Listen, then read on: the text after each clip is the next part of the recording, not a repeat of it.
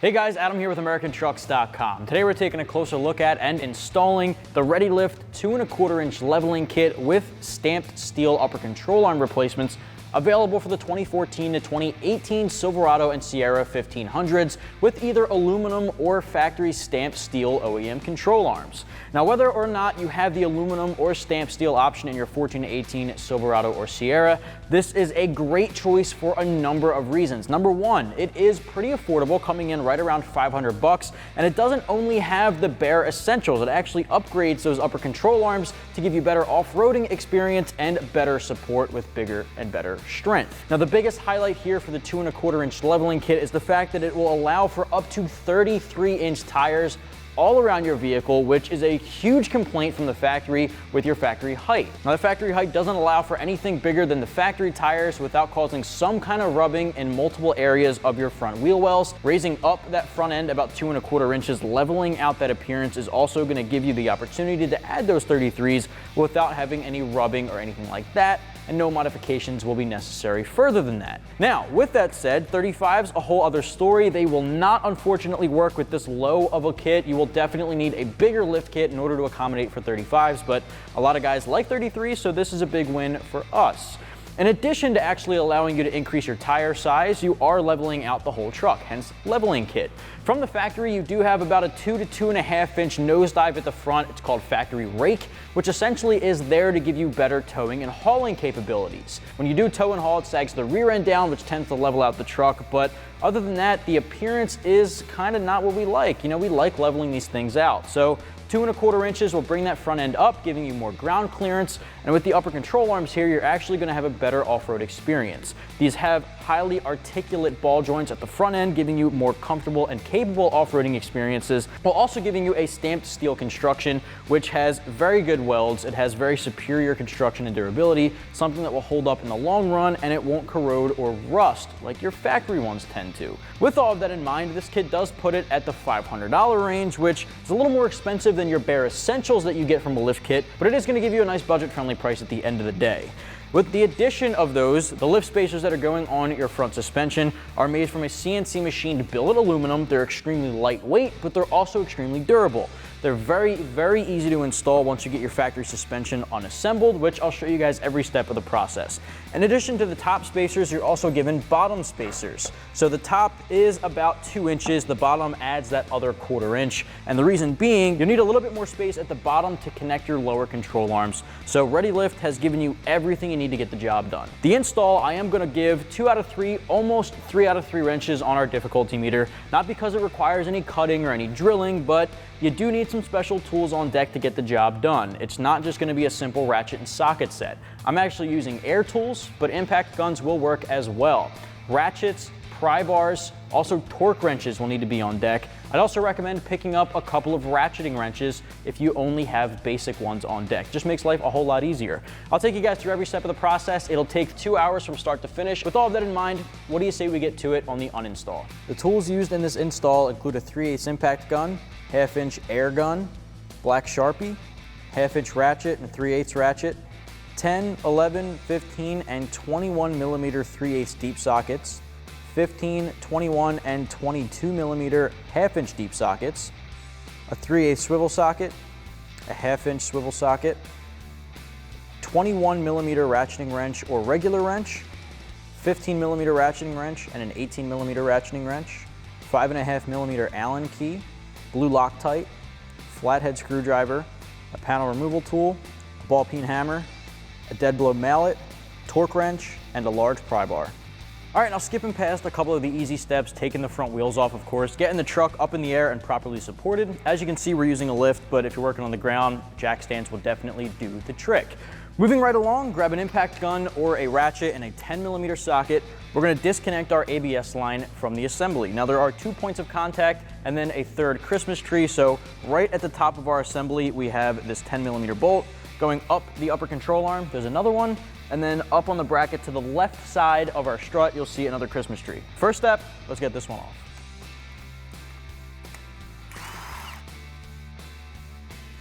And right up here on the upper control arm, we're going to tackle that second one. Now at this point that does detach, but I like to go a step further and get this off, so I'm going to grab a panel removal tool and just pop that off the bracket.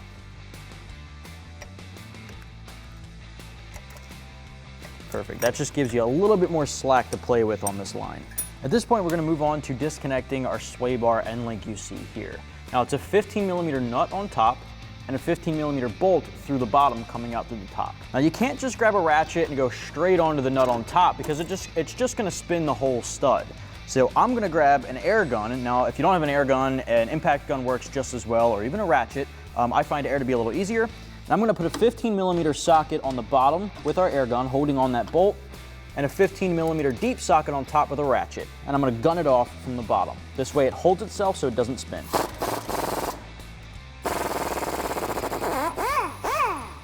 And as you see, the bolt's coming through the bottom, the nut came off on top, and we got it to come out of place. Now you want to take note of which direction all the bushings are facing. There's a bushing and a spacer at the bottom of the bolt head. There's a bushing and a spacer at the top you see here. This one's still on the sway bar, so we're going to pop that off. And then we're going to have to remove this plastic piece. So what I like to do to remember everything is take the stud, slip the plastic piece back on it, just so you remember the order of everything. Pop that bushing on top, and then we'll put the nut back on. It fell on the ground, so we're just going to grab it and tighten it together. That way you know exactly how the sway bar end link attaches again. The next step here, we're going to disconnect the two bolts holding down the bottom of our strut. Now these are both 15mm right on the bottom of our lower control arm. Again, I'm going to be using air, but impact gun or a ratchet does the trick as well. Keep in mind that once you have both of those removed, the whole thing isn't going to jolt too much, but it will give a little bit of a flex. You might see this pop a little bit. It's just essentially decompressing. So just be mindful of that. You don't want to have your head too close to it because it will jolt a little bit. But from here, just bang these off.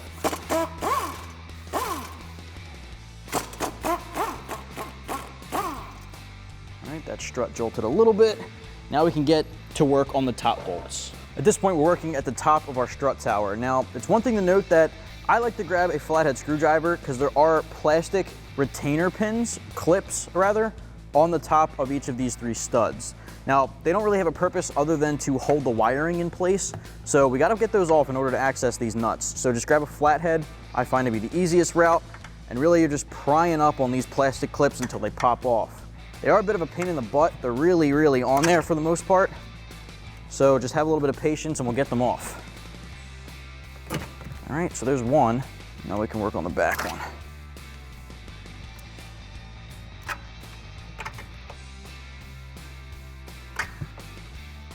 Just remove all of those. Now we can grab our ratchet and get those out. All right, the next step is to remove these three nuts holding on the top of our strut.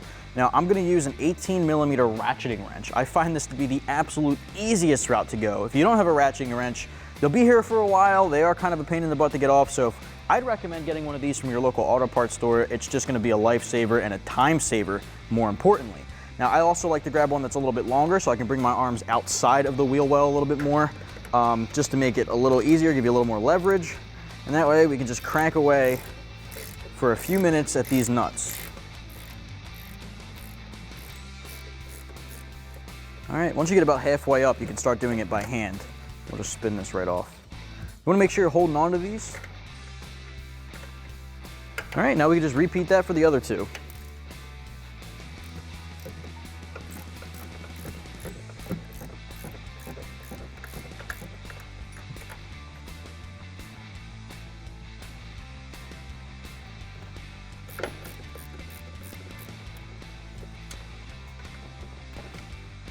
The next step here is to remove our strut. Now it's not super hard, but there's not a lot of room to work with. What we're gonna do is push the bottom toward the inside between the two arms of our lower control arm. That way we can pull it downward and get these studs out of position, and then we'll pull it out from the top. So what you might need to do is push down on the assembly to give yourself a little bit more room. But what we're gonna do essentially is just push this toward the middle. Once that's out toward the middle, bring it down so it disconnects from the top, and feed it out above your upper control arm. At this point, we're gonna disconnect our upper control arm. We're gonna have to remove this 18mm nut from the bottom, but there is a small process you wanna follow in doing so. You're gonna grab an 18mm wrench, and again, I'm using that 18mm ratcheting wrench. I find that to be a lot easier. You're gonna put that into place, and then you need an Allen key to hold the bottom to keep it from spinning. I find that to be a 5.5mm Allen key.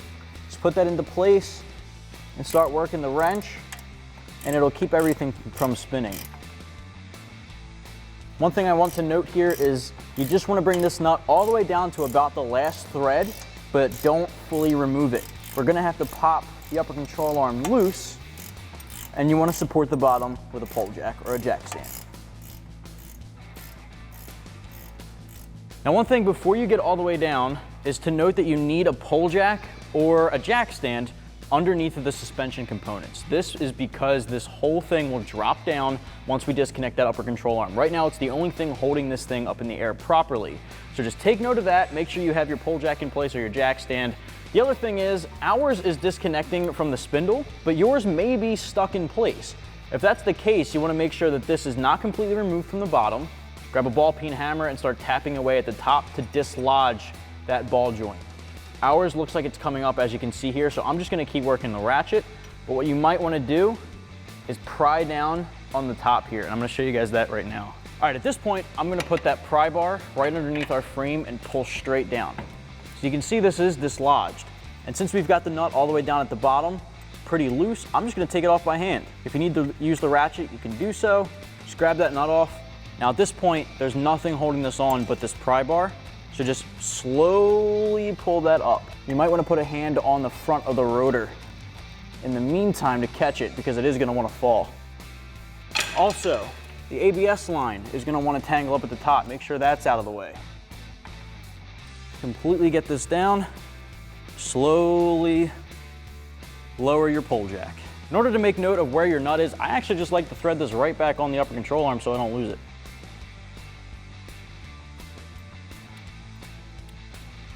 Next step here, guys, is pretty important. Now, regardless of the next step, you are still going to need an alignment at the end of the day, but this step is going to help to make sure that your alignment is as close to as it was as possible to make it road drivable. So you grab a Sharpie, and we're going to go back to the bolts holding in our upper control arm. Now, on those cam bolts are cams. Essentially, marking those locations will help us get that back to stock as close as possible. Grab your Sharpie, and you'll see this retainer pin, this alignment pin. You want to mark on the alignment cam with a Sharpie right against that pin on both sides, so you know when we put these back together about where it needs to be positioned. Do that on all four sides. All right, doing the same thing over here. I'm just gonna grab our Sharpie and mark right up against that pin on both sides.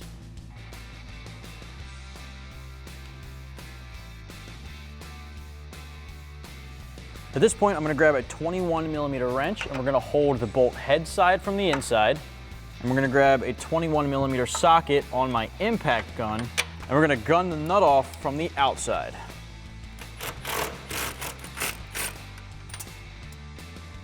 At this point, we can pull this straight back and do that from both sides. We're going to retain these. You want to hold on to these to be reinstalled later. All right, now we can do the same thing for the other side.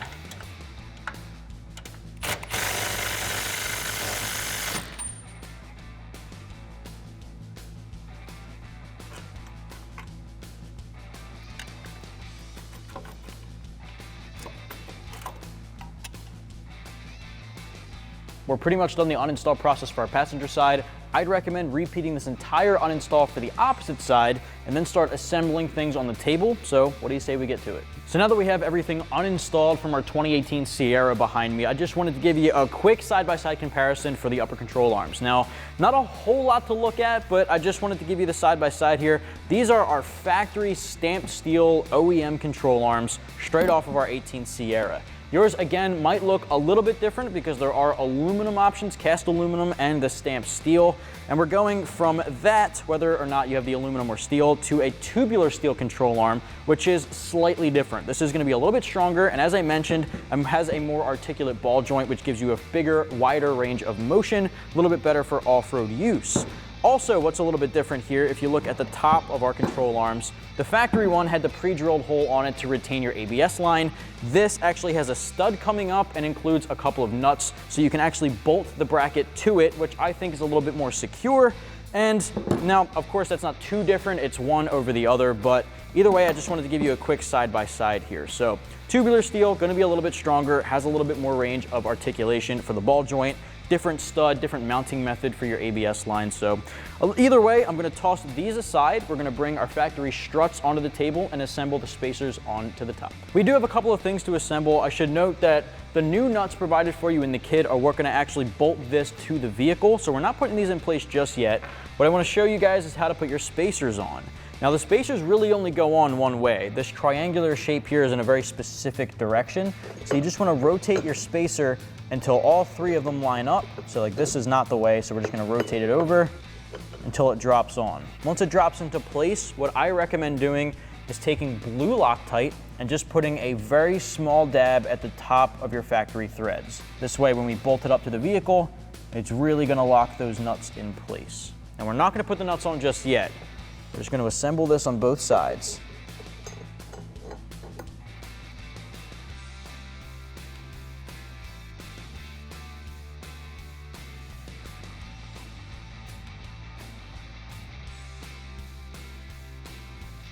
Next up here, grab your upper control arm, our new one from the ReadyLIFT kit, and we're gonna put that into place. Now, make note of which one goes where. There are driver and passenger side specific. Once you take that rubber grommet off of the stud here, it's just pretty much keeping it safe from when they painted it. Grab that thing off, just make sure that is on the same side as your ABS line. That's how you know which one's driver and which one's passenger. We're on the passenger side here. Now we're gonna drop this into place. And it is pretty tight, so you may need a pry bar in order to get this in. But just seat it into place. All right, now we can grab a mallet to drop it down to line up with the holes. At this point, we're gonna take our cam bolt and put it in through the inside. Now you wanna keep in mind where we made our mark on our cam. Line that up with the pin. Now the pin does tend to come out, so you wanna make sure you're pushing it into position. Line that up as best you can, and we're gonna put the cam in on the other side along with the nut. Doing the same thing.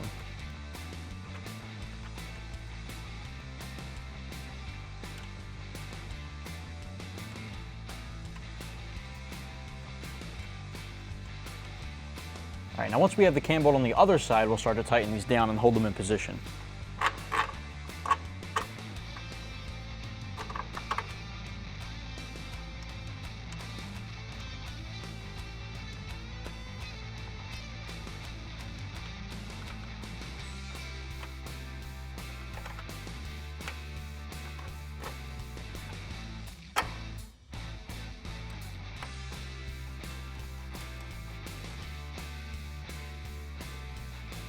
All right, now we can tighten them down. You wanna make sure you're getting them as close as possible to the marks that we made in the very beginning.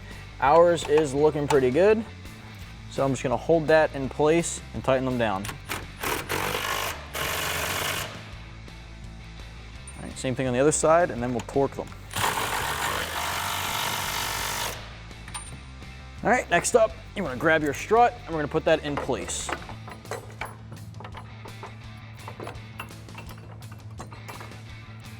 At this point, grab your lower strut spacer, and we're gonna put that in position underneath of our strut and on top of our lower control arm. Now, in order to do that, it's gonna go on just like this. Line them up with the holes and just seat them in between.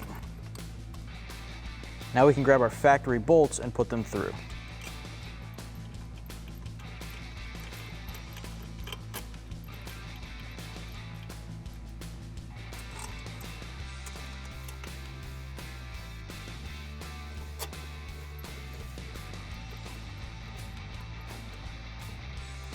At this point, what we're doing is taking a pole jack and putting it under our lower control arm, and we're just gonna jack it up until our studs come through the top. We're gonna thread on our new nuts provided to us by ReadyLIFT.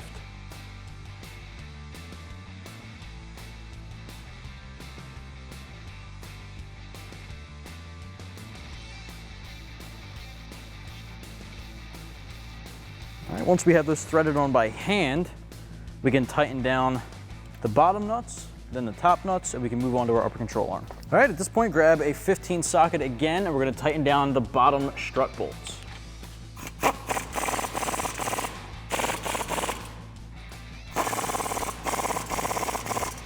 All right, at this point we have a floor jack helping us out here. What we're doing is basically lowering the weight of the truck onto the floor jack, pushing up on our lower control arm, but also grabbing a pry bar to pry down on the upper control arm. See, we have the joint inserted into the hole on our spindle. And basically, we're just gonna push down here until the studs come through the bottom and we can see the threading. At this point, while still prying down on the upper control arm to put pressure on the ball joint, we're gonna take our 18mm ratcheting wrench and just tighten it up.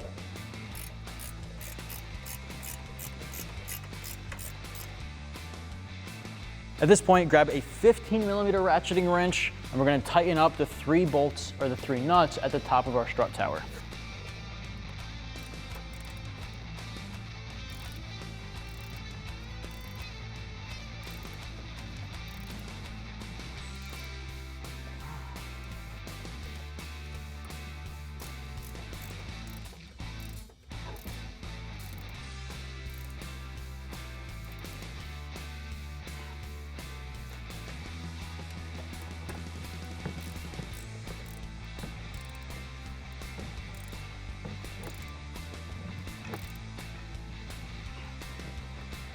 Now at this point, I'd recommend taking those plastic clips and just reconnecting them to the top of the stud if you can. In some cases there might not be enough stud available to get those to snap back on. It looks like maybe our last one back here can snap on, but that's about it. Now the next step here is our sway bar end link. Now in order to do this, we want to make sure it's in the exact same order that it was when we first took it off. So first we're going to take off the top spacer, then the bushing. Next will be this entire center piece. This bottom piece is gonna go exactly like you see here. It's gonna have a spacer and a bushing down underneath of your lower control arm. And as you put that through, slide the middle section in, and then we're gonna slide that up and connect it with our sway bar. All right, now if you need to, you can put a pry bar in and pry down on the sway bar, just enough to get that top spacer tightened on. At this point, we're gonna put our 15 socket on the top nut and a 15 socket on the bottom of the bolt head, and tighten it down.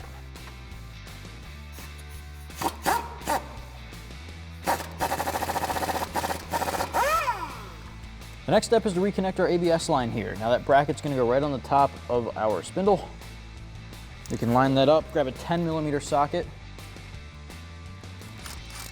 Now the difference is, with our new upper control arm, this bracket here is gonna go right over this stud. And you're gonna take the new 11mm nut provided for you in the kit, and you're gonna thread that on top, grab your 11 socket, and tighten that one down. Next up, follow that straight up and reattach that Christmas tree clip. Grab your torque wrench and a 21mm deep socket, set your torque wrench to 120 foot-pounds, and we're gonna tighten up and torque down our upper control arm cam bolts.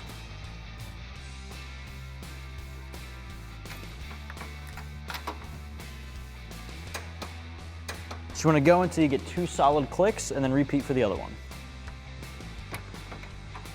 Well guys, that's going to wrap up my review and install for the ReadyLIFT 2.25-inch leveling kit with the upper control arms, available for the 2014 to 2018 Silverado and Sierra 1500s with either aluminum or stamped steel OEM control arms. You can pick this kit up right here at AmericanTrucks.com.